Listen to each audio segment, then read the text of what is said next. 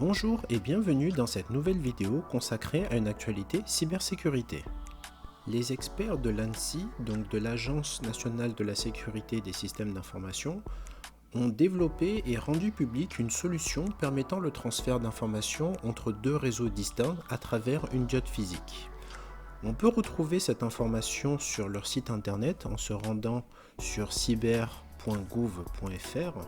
Donc l'actualité reste encore disponible à la une, où on peut trouver effectivement des informations liées à ce projet.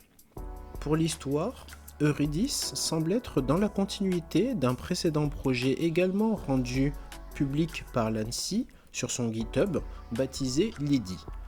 Lidi permet la copie de flux TCP ou de fichiers à travers un lien unidirectionnel. Dans la continuité de son engagement pour l'open source, l'ANSSI a donc décidé de partager le code source de la solution Euridis sur son GitHub.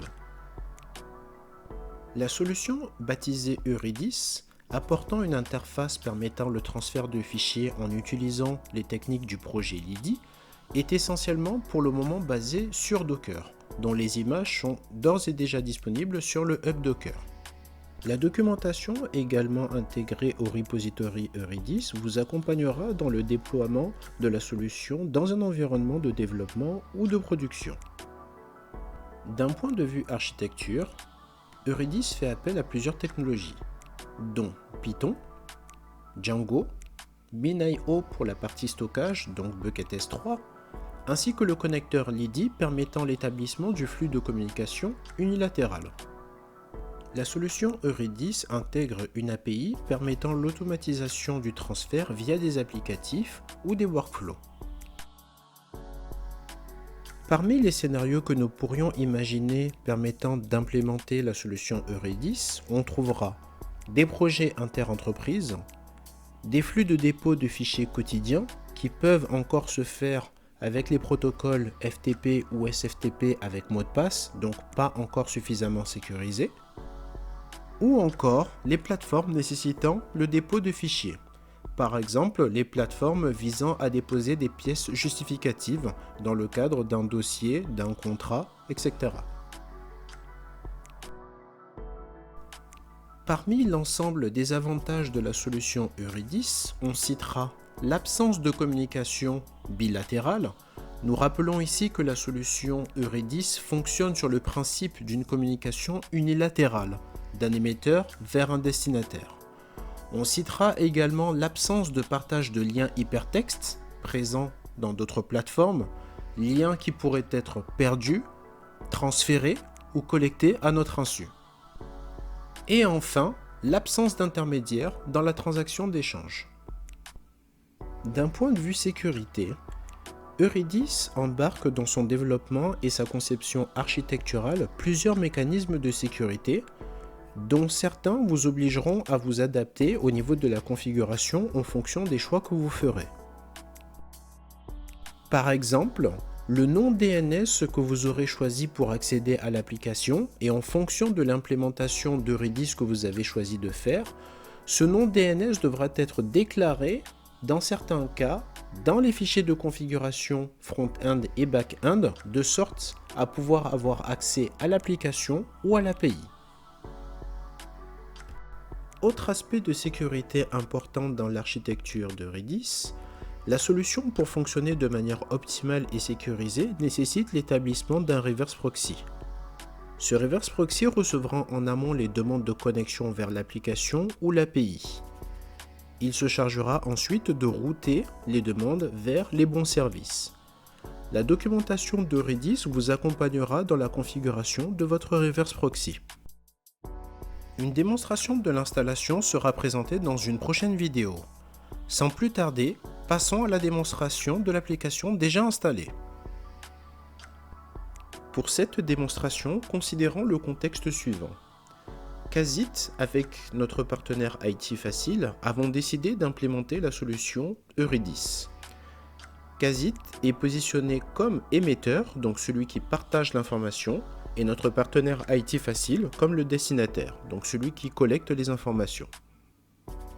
Nous allons tout d'abord nous rendre sur l'interface d'administration côté émetteur, afin de pouvoir créer un accès et voir l'ensemble des options qui s'y trouvent. L'interface administrateur est accessible avec dans l'URL /admin.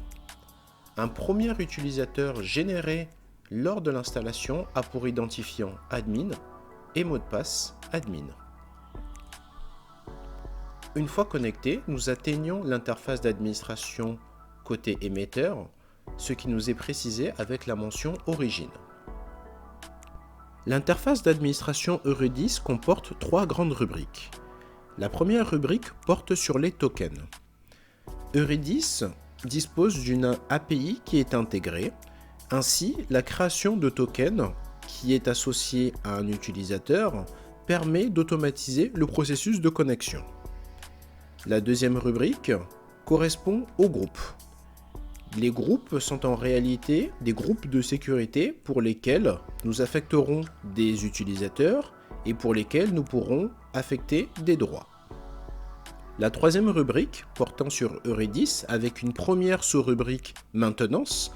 Donc la maintenance étant portée sur le stockage Mine.io, donc pour le bucket S3 activé par défaut.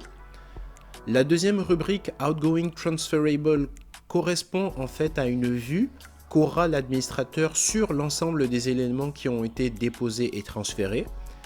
Et pour finir, la sous-rubrique User qui correspond à l'interface de gestion des utilisateurs.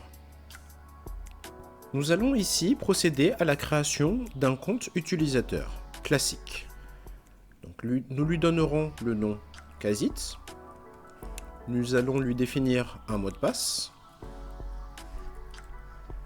La priorité ici telle que définie correspond à la priorité de l'utilisateur par rapport à un autre. Ici, on laissera la valeur par défaut.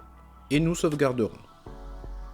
Une fois sauvegardé, il est possible de rajouter des informations administratives telles que le prénom, le nom, spécifier certaines permissions, donc rendre active ou non le compte, lui donner des droits d'administration ou carrément être super administrateur, l'affecter à un groupe, lui donner des permissions qui lui seront propres et également la possibilité de voir la date de dernière connexion.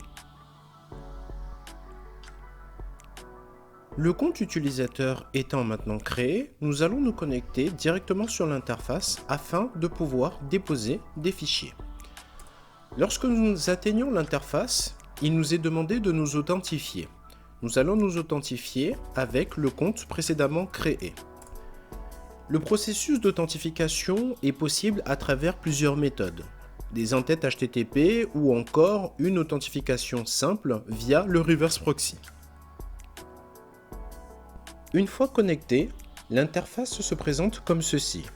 Un bandeau supérieur rappelant le nom de l'application, un bouton permettant de créer un jeton d'association, nous reviendrons sur cette notion un petit peu plus tard, et un rappel du compte connecté. Un encart permettant de déposer des fichiers, du texte que l'on peut coller qui sera envoyé sous la forme d'un fichier contenant le presse-papier, et un résumé des transferts déjà effectués. Plus bas, on trouvera également la documentation de l'API intégrée à Eurydice, ainsi qu'une rubrique Contact, donc qui sera à personnaliser par les administrateurs. Nous allons procéder à la dépose d'un fichier. Donc, nous cliquons sur la rubrique permettant de déposer des fichiers, et ensuite, nous allons par exemple déposer le fichier zip. Donc, une fois que celui-ci est traité, il est déposé dans l'encart des transferts et vous noterez que la communication étant unilatérale, il est impossible de pouvoir télécharger ou récupérer des informations quant au document qui a été déposé, la rubrique action n'étant pas cliquable. Il est possible de déposer plusieurs types de fichiers.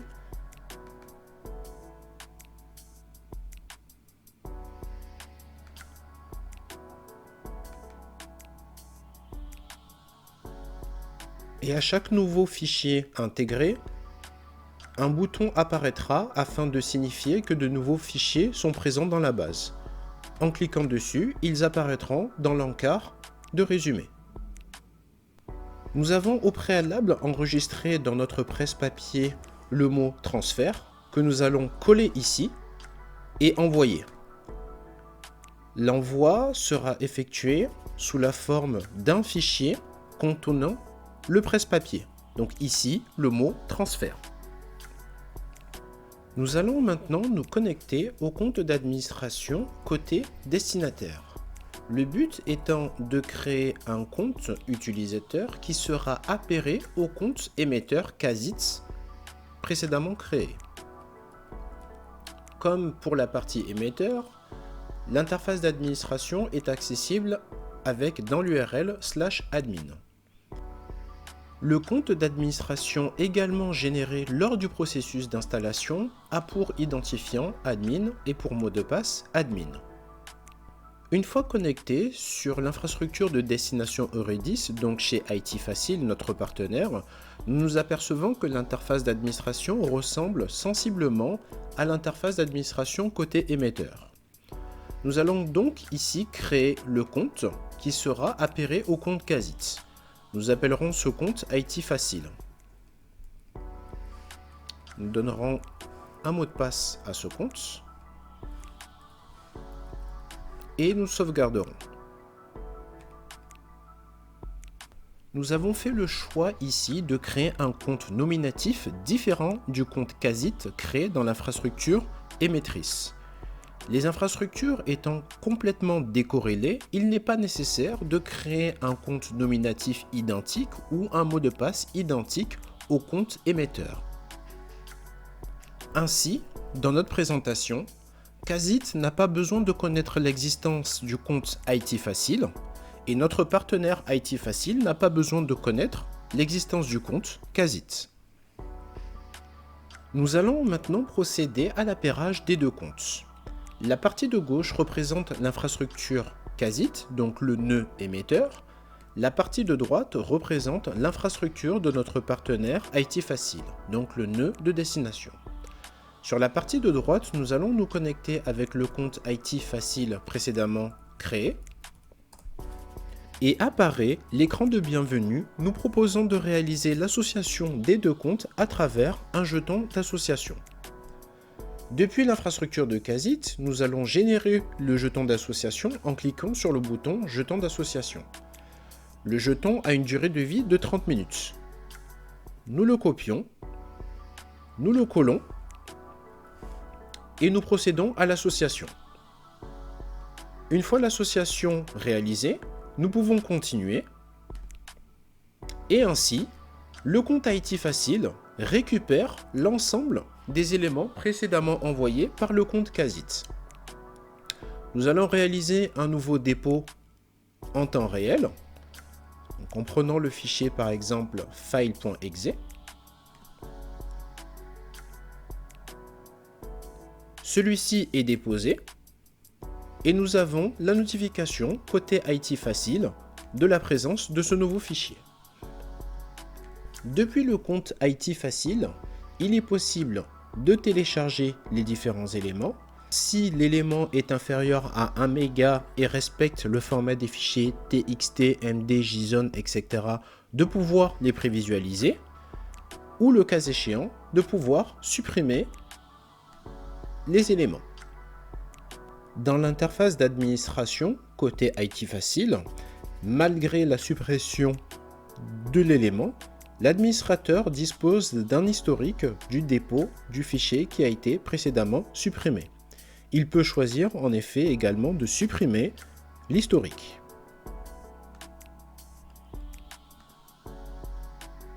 Voilà, la présentation de la solution Euridis touche à sa fin.